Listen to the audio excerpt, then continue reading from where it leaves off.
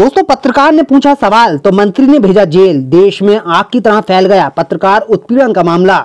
जनपद संभल चंदौसी के गांव बुद्धनगर खंडुआ में पत्रकार के साथ हुई शर्मसार कर देने वाली घटना ने सरकार व प्रशासन पर एक बड़ा सवाल खड़ा कर दिया है कि आखिर ऐसी कौन सी आफत आन पड़ी थी जो शिक्षा मंत्री गुलाबो देवी के आदेश पर व्यक्ति के मौलिक अधिकार व मानवीय अधिकारों का हनन कर उसको जेल भेज दिया, जिसको लेकर पत्रकार उत्पीड़न की आग गाँव से लेकर देश की राजधानी तक फैल गई और सभी पार्टी के वरिष्ठ नेतागण, अधिकारीगण व वरिष्ठ पत्रकारों ने ट्वीट कर इस घटना को लेकर लोकतंत्र की हत्या होते देख सभी ने सरकार की शिक्षा मंत्री गुलाबो देवी के खिलाफ मोर्चा खोल दिया है। शनिवार के दिन शिक्षा राज्य मंत्री गुलाबो देवी जनपद संभल के गांव बुद्धनगर खंडुआ में एक कार्यक्रम में गई थी, जिसमें हिंदी दैनिक मुरादाबाद उजाला समाचार पत्र के पत्रकार द्वारा सवाल पूछे जाने पर मंत्री द्वारा पत्रकार पर फर्जी मुकदमा लिखवाकर जेल भेजने का मामला हुआ है।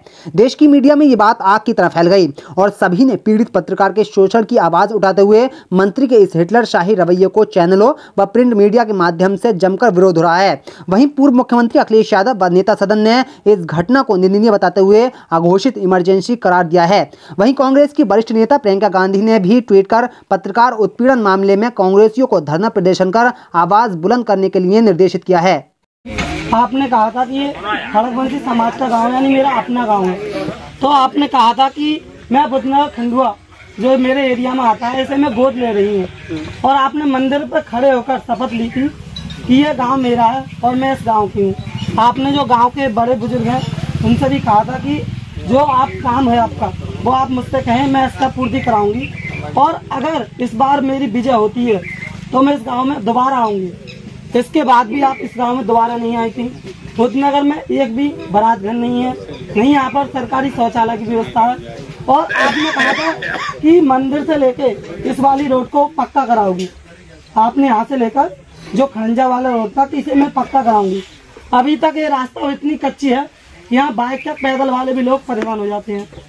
और गांव वालों की विशेष परेशानी ये थी कि आपने ये भी कहा था कि देवी माँ के मंदिर की मैं बाउंड्री कराऊंगी। आपने उसकी अभी तक सुनवाई नहीं करी थी।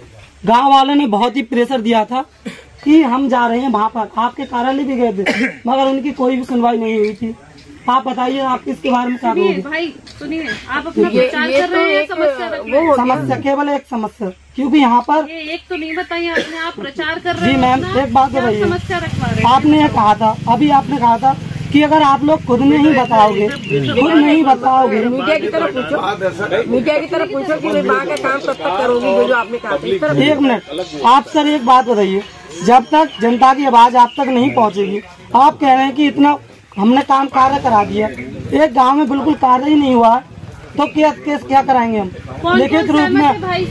भाई कौन कौन सहमत है आपके गांव में? बुद्धनगर वासी सहमत है नहीं मेरी बात से? आपके गांव में विकास कितना हुआ है? हाथ उठाओ। बारात घर है कोई? अभी आमने सामने है कोई भी बारात घर है? रास्ता है? बात रखना। तेरी निगाहें में बहुत देर से पहचान नहीं थी जी।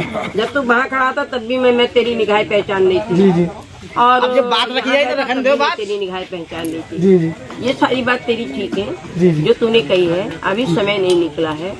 ये गांव कुंदनपुर तू भूल गया? कुंदनपुर को कुंदनपुर भी मेरा है, सुन, कुंदनपुर भी मेरा है और बुद्ध नगर भी मेरा है। ये दोनों ही गांव मेरे हैं। और इनमें जो जो बातें मैंने कही है धीरे धीरे ये उसके मजरे हैं।